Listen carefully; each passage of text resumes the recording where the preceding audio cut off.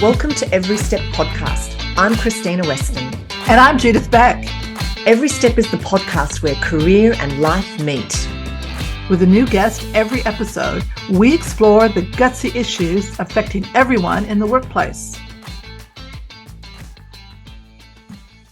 Today, we are joined by Nick Abrahams to discuss the impact of AI on the future of careers. Nick is a LinkedIn top voice in technology and has been a partner at international law firm Norton Rose Fulbright for over 20 years. Nick co-created the world's first AI-enabled privacy chatbot and won the Financial Times newspaper's Asia Innovator of the Year award. He is the host of the popular podcast Web3 Goes Mainstream and the author of the Amazon best-selling book, Big Data, Big Responsibilities, and Digital Disruption in Australia. I could go on, but we only have an hour, Nick. So, and we haven't even talked about your film and television capabilities. Anyway, I think it's best that we call it quits there, and before we lose everyone from the podcast. So welcome, Nick, and thanks so much for joining us. What I'd like to just kick it off with the question, is AI going to disrupt career paths and as we know them? And if so, how?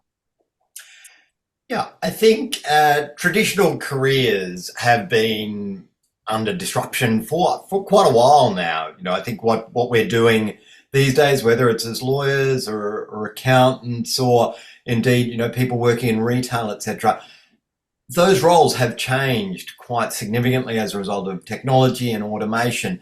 And we should certainly expect to see things increase in terms of that level of disruption. But, you know, there's sort of a catastrophe scenario that people talk about, which is, you know, AI will massively reduce opportunities for people. And I'm not a big proponent of that. I think that certainly it will impact careers, but as we've seen with technology and automation, it creates further opportunities for people. You know, look at the way ATMs impacted the banking and financial services sector. We had more people employed in banking as a result of technology. Similarly with accountants, we had cloud accounting with Xero and so forth. That didn't mean that accountants sort of are out of work. It just meant that they leveled up the sort of solutions that they are able to provide to their clients. So I am hopeful that provided people are conscious of the technology and the opportunities created by the technology, that we will be able to get through the next few years without massive dislocation of the workforce. It's such a massive change in my view. It's kind of like one of these things that we're seeing it everywhere, but it's unlike the ATM machine, which I remember when I was in banking years ago, and my friend was telling the story about they were in the boardroom and they said, we've got this new thing called the ATM and people will be able to get their money out, and him saying, it will never work. It will absolutely. Well, it's a bit like we will never do online banking. Remember that? Oh my God! Will never do online banking. Absolutely, but this just seems different in a way of that. It's just so everywhere. It's like everywhere, and they're talking about, you know, the deep fakes and all the different things and all the different. It's a hard thing to wrap your head around. From a career point of view, I mean, what should people first? What should they do first? Like, what should they think about if they're going to immerse themselves into it? What should they learn? Like, what are some of the things that they should learn first? Yeah, I mean, I think, you know, the way I look at it, I think that there's still, you know, many of the careers that we have right at the moment will continue on. They'll just be enhanced by AI. But if we look at the core opportunities, obviously there's, you know, people who work in AI and machine learning, that's a great business to be in. Data science and analytics, you know, there's vast amounts of data. AI requires vast amounts of data, a lot of aspects to that. And then, you know, let's look at sort of, other areas. So renewable energy and sustainability, now that is a massive opportunity for people into the future, as well as, I think, health and biotechnology, particularly, I'm on the board of the Garvin, and so that's a big genomics research institute, and the things that are happening with health through genetics and personalized medicine, bioengineering, and so forth, enormous area. And then bringing it all together, I think you've got the opportunity with human and AI collaboration, because I think people assume that AI is going to take your job. So I don't think that's right. I think someone using AI may well take your job, but there is this linkage, which is the human AI collaboration, and a lot of opportunities, I think, there. Yeah, I love that reframing of AI and human collaboration, because Judith and I were having a healthy debate before we came online. And it was this whole conversation around, if you use AI, you're cheating. And I'm saying, but I use, and the most commonly known form of AI that's kind of become embedded in a lot of our lives, and we know of quite well now, is ChatGPT. It's taken the world by storm. And I use it every day to improve what I'm already doing. So I don't see it as cheating. I see it, I love that term. It's a human AI collaboration, because I'm using it to improve what I've already done and make it more personable, or write it more effectively or efficiently, or add more flavor to it, or whatever. But it's interesting, there is this AI has, in certain areas, has polarized people. They've kind of gone, well, if you're using it, you're cheating. I think there's certain levels of that, though, because I mean, from my point of view, going, the cheating side comes whether or not someone is claiming that is their like a book. Let's say they want to write a book, and they go to Chat GPT and they go, write a book about roses. It comes out, it gives you 150 pages on it, and then you put your name on it and publish it. That's where I kind of wonder if it can go that far in the future. And then if it can, does that limit creativity of people thinking about everything to do with roses themselves, or going on to Chat GPT? And then where does that stop? Does that start at school, when you ask kids to do an essay and they go, well, I'll use these tools, I won't actually think about it myself, I'll use these tools. Dumbing us down. Is it dumbing us down? Because I remember when the calculators, because I'm that old, when the calculators first came out, we had like all the different ones, and you'd give them to your kids, and all of a sudden they didn't add and subtract. I mean, if you go into the grocery stores today, kids can't, they won't count the money back. They don't know how to count the money back to you. Not that they need to anymore, because it's a cashless society. But at the end of the day, the analogy is, are we going to lose some of those skills? And where can they use those tools to say, okay, when is it appropriate to use the tool, and when is it not appropriate to use the tool? No, they're fundamental questions. I think if we look at the book on roses example, I think it's going to be very difficult, because AI is not infallible. And so, from my experience, it would be very difficult to write a book on roses and have that be a credible book, unless you knew a lot about roses, because you have to direct, the AI, so you have to collaborate with it. But the calculator proposition is something I've thought a lot about, because I came to this with the thesis that, as you have, Judith, which is calculators have sort of dumbed us down. But unfortunately, the research shows quite the opposite. So what has happened is, if looking at cohorts of students sort of ages 16 or so, pre-calculator, and sort of now, in modern times with calculators, so their ability to do sort of, basic arithmetic in their head is not as good. But, the average 16-year-old now, because they are enhanced by the calculator, are dealing with mathematical issues that are significantly in advance of what 16-year-olds were doing 40 or 50 years ago without a calculator. So in that respect, the calculator has actually leveled us up, and yeah, we lost a little bit of skill, but actually our ability to engage in more complicated issues has been good.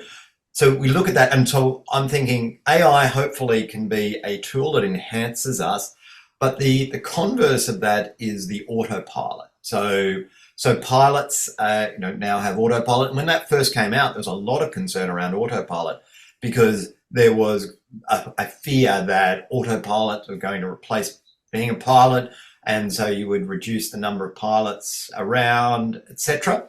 And so would it actually replace them? And what we've seen is that flying has become much cheaper. So rather than there being fewer opportunities for pilots, there's now a pilot shortage. So, but what we have seen with autopilot is the loss of some of the skills of the ability to fly without the system in place. And, we saw Sully land the plane, on the Hudson. Fantastic. There's quite a lot of studies done as to whether modern pilots have enough of that capability to actually, what happens if the machine goes down? So they've lost those core skills. So we've got two ends of a spectrum, I think, which AI could easily fill either one of them, which is it could completely de-skill our kids, in the legal framework, de-skill junior lawyers such that when they get to 8 or 10 years out, they don't actually understand why it is that they're coming up with a solution. They're just doing it because the system told them.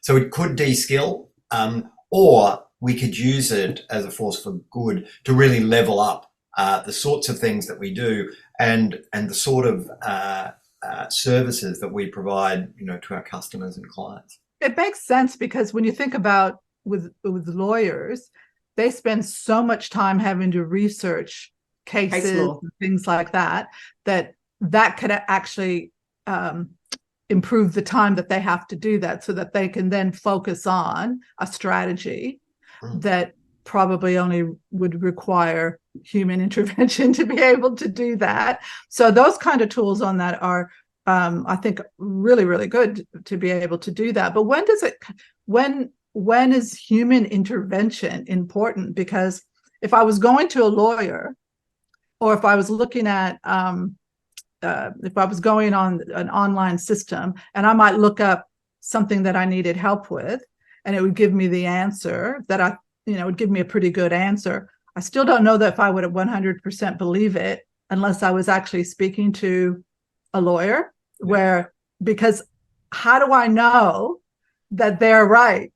Like, how do I know that they got the right answer? I know but mistakes happen. Yeah. And humans make mistakes too, but I think that trust factor, it's more of a trust factor that you have, with your lawyer or even a doctor. I mean, everybody says, Dr. Google, but at the end of the day, if your doctor tells you something, it's probably going to be more powerful than if you read it online. But is that just a generational thing? Is that a little bit like the analogy with online banking? Oh, I'm never going to use online banking. And here we are, in 2023 going, oh, I'm never going to use online Dr. Google. I'm never going to use online law advice. I'm never going to use online financial planning services.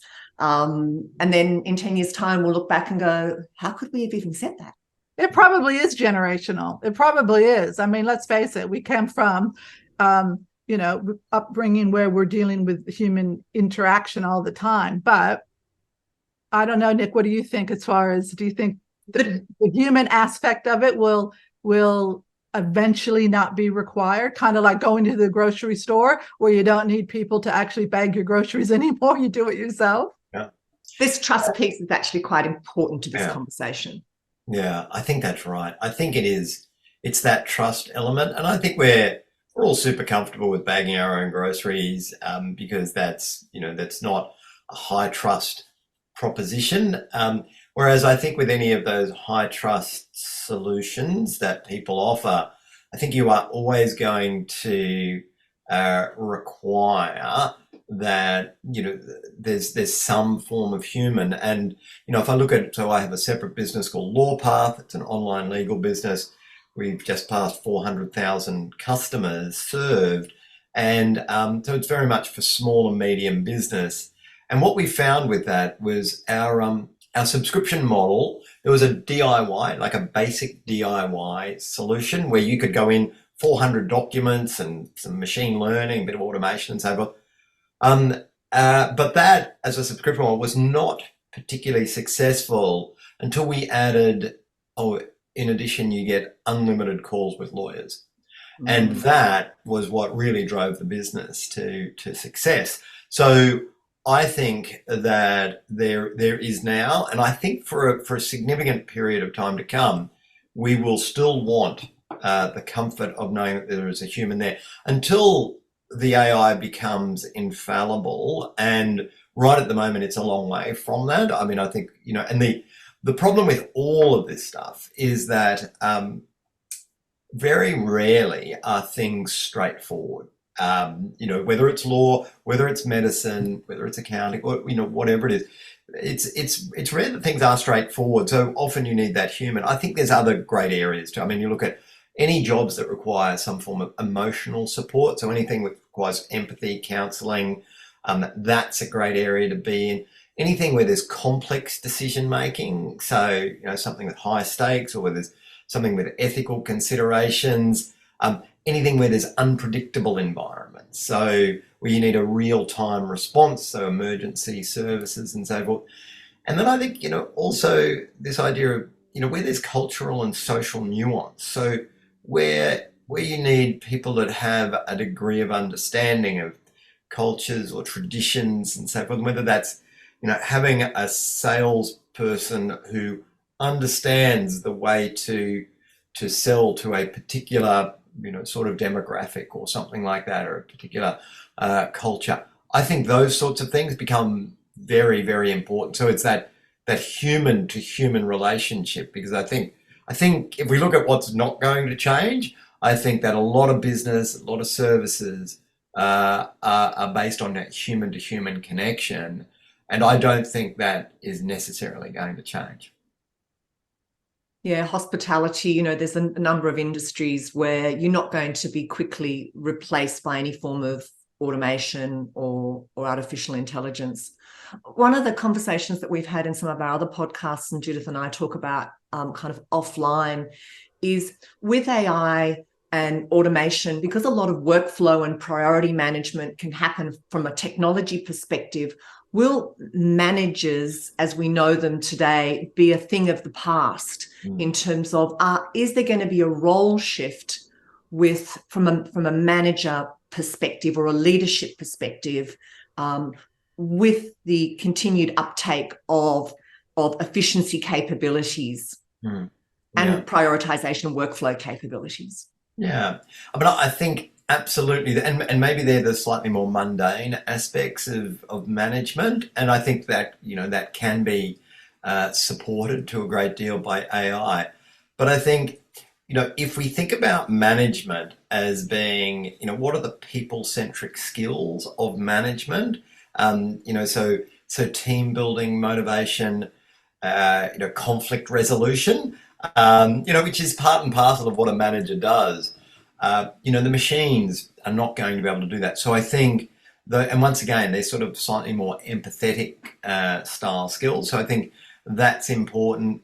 I think, anything revolving around strategy. So with the AI, it's great with the data, give you some insights, and, it will give you, some strategic views and so forth. But I think, company direction and how to work with a particular product development and so forth, I feel like that is very much going to still be there. I think ethics and regulation, that's an area that AI is going to struggle with, I think. So and then I think the final thing would be getting back to that original comment of this human AI collaboration, which is, how do you effectively have a hybrid role? So So you're a manager that manages the AI, which will be providing you the data and so forth, and the prioritization, maybe the scheduling and so forth. But you're working together with the AI. So I think there's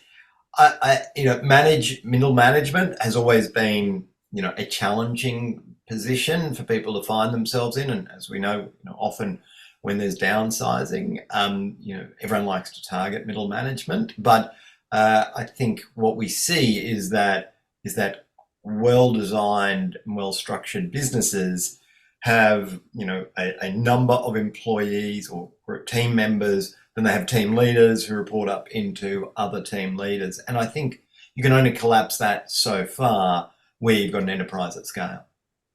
And that makes sense. And I think also too, if you think about it, a lot of good businesses, successful businesses or business ideas, if you look at the stats, would say don't go forward. But somebody's gut feeling said, yeah, I'm going with this. I'm passionate about it. I don't care what they say. And it was successful. So it's kind of that human. And it's kind of like when I used to do executive search, companies would do the tests on the candidates. And the candidates, the test would come out and say, this person can't sell, they're low on selling or whatever, but they would be the top salesperson in their company and I used to say, use those things as tools to then probe more. Yeah. It's kind of like to probe more on whether, if there is something in that psych test, then use it to probe more in with your references or do more homework on it, but don't use that as a final tool for your decision making, because you do need that human interaction to help as well. And someone who interviews really well could also not be the right person, but someone's gut feeling tells them there's something wrong. Yeah, I think it's fantastic. I also think there's a real role for curiosity. I think, if I look at successful folks around the place, they're sort of driven often by quite an intense curiosity. And, as you mentioned earlier, that idea of the stats don't support us going in a particular direction, but someone has a gut feel or an intuition about something. And I remember I was hosting a lunch for a number of founders of successful technology companies. And I asked the question to the group, and these folks were all, very, very wealthy as a result of the businesses that they created. And I asked the question, knowing what you know now about the journey, the difficulties of the journey that you had to go on as a founder, how many of you, would do it again, sort of thing? And about 70% kept their hands down and said, not sure I would do it again, which, is easy to say when you've got a nice yacht and everything's good. but it is, those people who move us ahead, particularly, are often those people who challenge the accepted norms and push through them and create something that we never expected that we would need, whether it's the iPhone or the iPad or, they're at the sort of bigger end of town. And I think that, AI is not necessarily going to have that, because the data will push it in a particular direction. Yeah, it's all very historical based at the moment. It's drawing on the past. And I know often when I'm playing with various AI bots, it says, I'm sorry, I don't have the information for that right now, or I don't have the answer for that right now.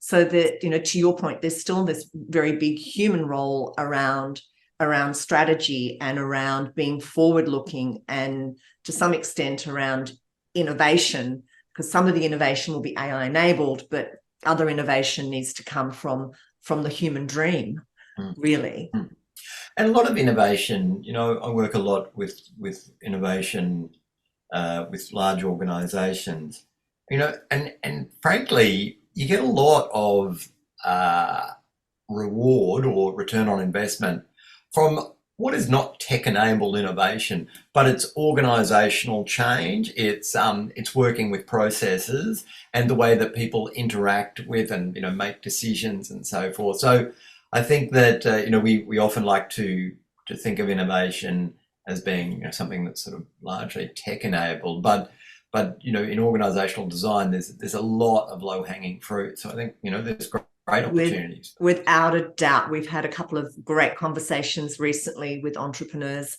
and their success was driven by exemplary customer service. There was no tech. It was about being human to human focused. Yeah.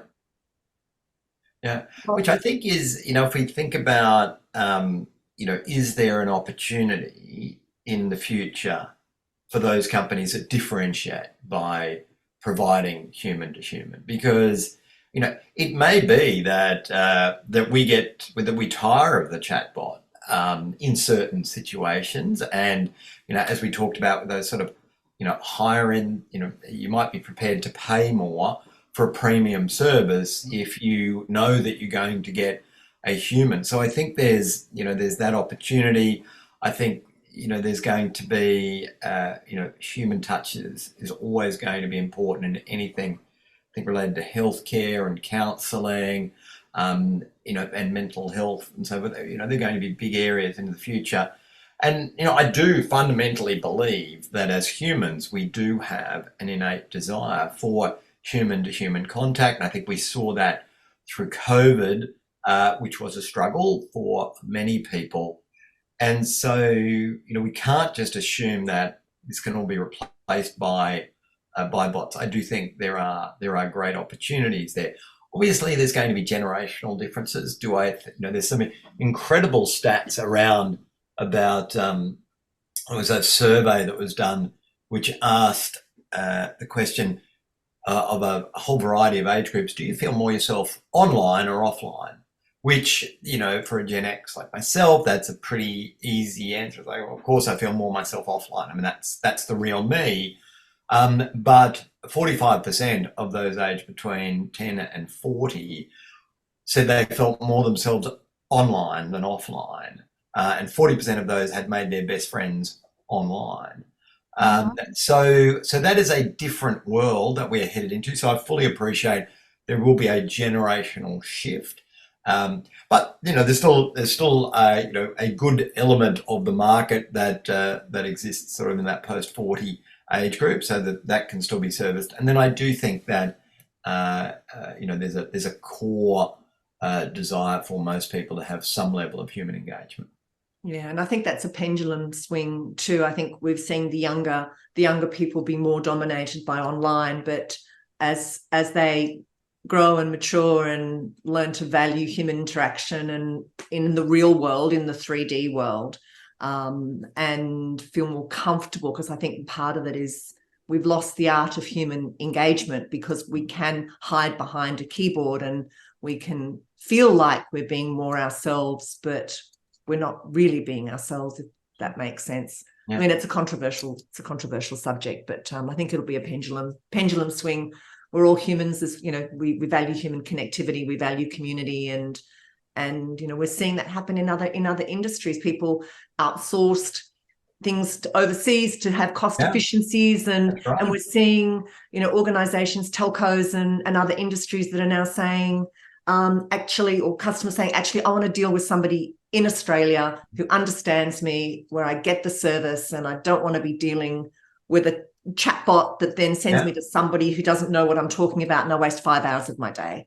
That cultural that cultural nuance is fascinating, isn't it? That there's a definitely the customer base have shown, particularly to the telcos and I guess the banks, that there is a distinct preference for people located within our own culture who understand the specific issues that we've got. So I think that's a great example of how there's still plenty of opportunities. So what are the risks for us? And I think it's something where we can really look at it as this is an opportunity for those that really sort of want to go outside the square, because they can embrace the technology, but then if they enhance their soft skills and become more human, as far as if I was starting a new company today, the focus would be on the technology to make the company more efficient, but also the customer service, because the customer service aspect in so many businesses has gone downhill. And being able to actually get a response through either one technology, but then a human person behind it. Because even if you go onto your online banking, it's really good. I was using mine the other day and I was asking questions through the chat. Then it said, do you want to speak to someone?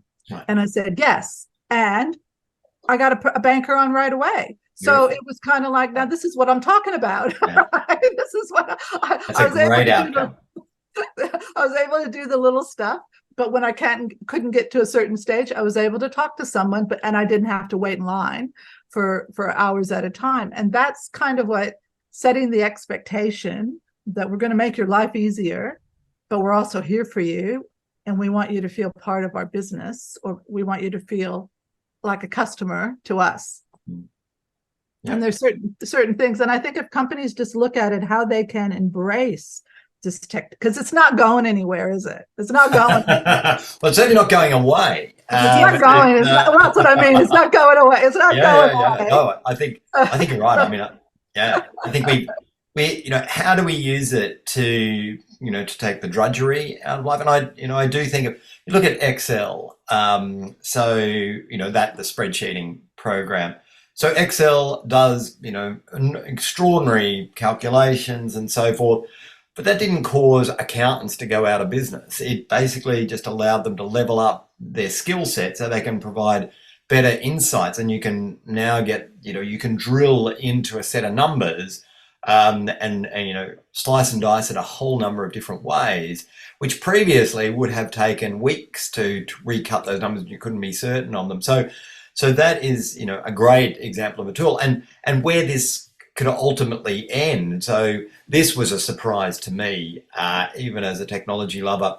So there was the World Spreadsheeting Championships on a couple of months ago, which is the best financial modelers from around the world gather together and compete against each other to solve these problems.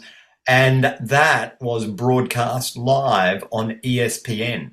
As an e-sport. So, it may not be to all of our tastes. I'm not sure. I mean, it is worth going on YouTube and having a look at some of the stuff, because the pivot table work, Judith and Krystyna, is just amazing. The use of the sum all function. But it just goes to show that, where this stuff can end is really quite remarkable. And whilst it may not be within our own sphere of interest, it can be used by others in great ways. We've recently had some of the inventors of some of the AI capabilities speak up and say, hey, we've created a monster. What are the risks, and what are the things that you can see from your kind of legal tech perspective that need to be addressed so that the monster doesn't run away and cause havoc? Yeah.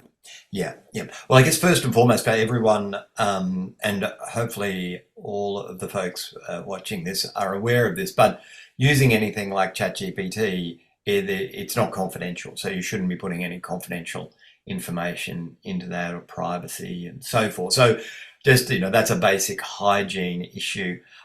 If we pull back to the biggest issue, if you like, which is the existential crisis that the machines may in fact overrun us, which is sort of the storyline that I think captures most people's attention. Yep. And how do we ensure that AI is a force for good?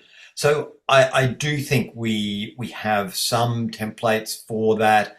Obviously, what we've done with nuclear arms sort of globally. I mean, I put it on that scale. The chemical weapons, also, use of genomics and so forth, and biological engineering at the genetic level. There are conventions and global understandings. I think we actually have to head towards that with AI, because there's no doubt its capability is remarkable. So if you look at it, when it first came out, when ChatGPT came out in November last year now, it was it sat what's called the universal bar exam, which is basically a bar exam for lawyers in the US in 40 states.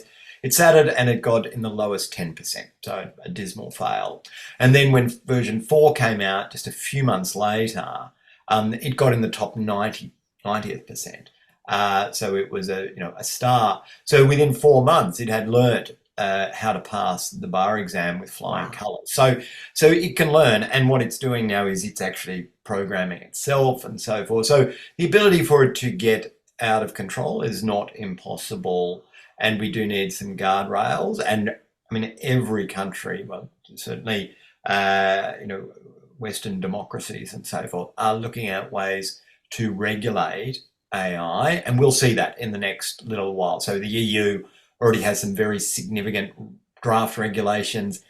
I think we're going to see that become a reality in the next year or 2 years. I think it's a front burner issue for most governments. It's very complicated to get that right, and we don't know exactly sort of how to do it yet. But we will get regulation, and then I think so we'll have national-based regulation, and then we'll step up from that, and we will have some form of international agreement on how to manage that. That international agreement is going to be very difficult because everyone is racing to be the lead in AI, because they recognise that to be globally dominant in AI is to lead this century. It's quite complex from because there are no borders, right? AI has no borders. The borders are created by us, so complex politically and technologically. Yeah, I mean, I think unless countries can realise that we actually need to work together on this, like we did with nuclear armament, then we're okay. But there's obviously a lot of self-interest. So unless people are brought to that, we may not see that happen. Yeah, and it's moving so quickly. It moves faster than we can organise a meeting. Yes, and that's the challenge.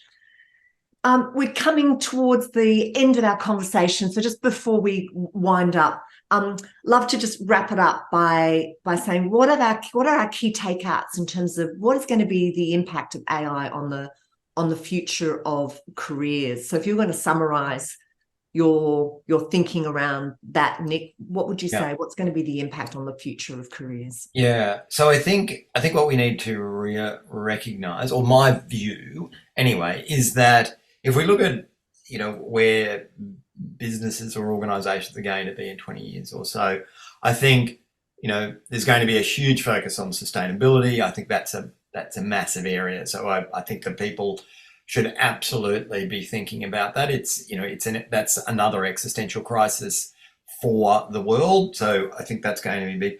I think that everyone is going to be focused on continuous learning, and I talked before about the curiosity. I really do encourage people to just be curious. I think that is a great skill to have, and to follow that up. I think we've got to accept that organisations are going to have AI integrated into the business. It will be an integral part of company operations, and so making sure that we are open to and staying competent with the tools that are relevant for our industries, I think is very important.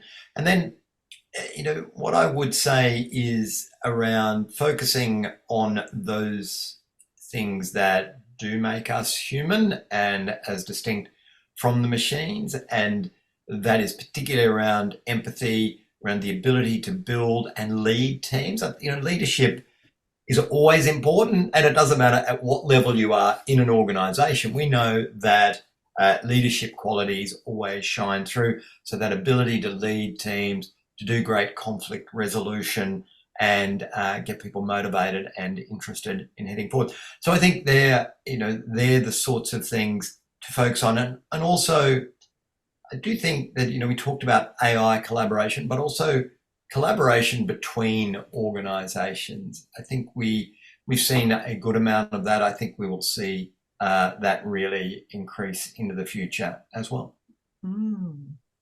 Judith. Yeah, I would say that at the end of the day, you need to embrace the technology and learn the technology. And it might be hard at first, but practice makes perfect at the end of the day. But also, I agree with Nick. You've got to make sure that you're also focusing on your soft skills and your leadership skills, because if you have the technical skills, that's great, but you need to have those leadership and soft skills to bring you into that top 10% of people, as far as if you want to be a leader or a manager or top of what you do. You can't just do it by having great technical skills. You've got to also have the soft skills, and that will make you shine. That will put you over and above everybody else. Yeah, I agree completely with both of you. And I think the thing that I've learned in using AI in my own business and my own world is that I still need domain experience, and I wouldn't come off looking as well as I've come off if I didn't have domain experience. So you will get caught out if you don't have domain experience, and then you try just to copy and paste something that you've generated out of an AI bot. No, I agree. And I think it's, it gets back to that, will it be the calculator for you, or will it be the autopilot? Yes, exactly right. And would you get in a plane without a pilot? Not right now. I just want Sully flying all the time. All the time. And even one pilot's not enough. You know how they're trying to say one pilot? Exactly. I want two. Well, on that note, thank you so much, Nick. It was a great conversation, an important conversation, and I'm sure in the future we'll be having more conversations, because this is becoming pervasive in industry and in our careers. So thank you so much for your time. Thank you. Oh, thanks very much, Krystyna. Thanks, Judith. I really enjoyed it, and best wishes for everyone watching. And I think we shouldn't fear it. We need to embrace it. And I'm eternally optimistic. So thank you very much. Thanks, Nick. For more information about Every Step and our guests, head to everysteppodcast.com. To be notified of new podcasts, please subscribe via your favourite listening platform. And of course, follow us on social media and direct message us to share your ideas about guests or topics.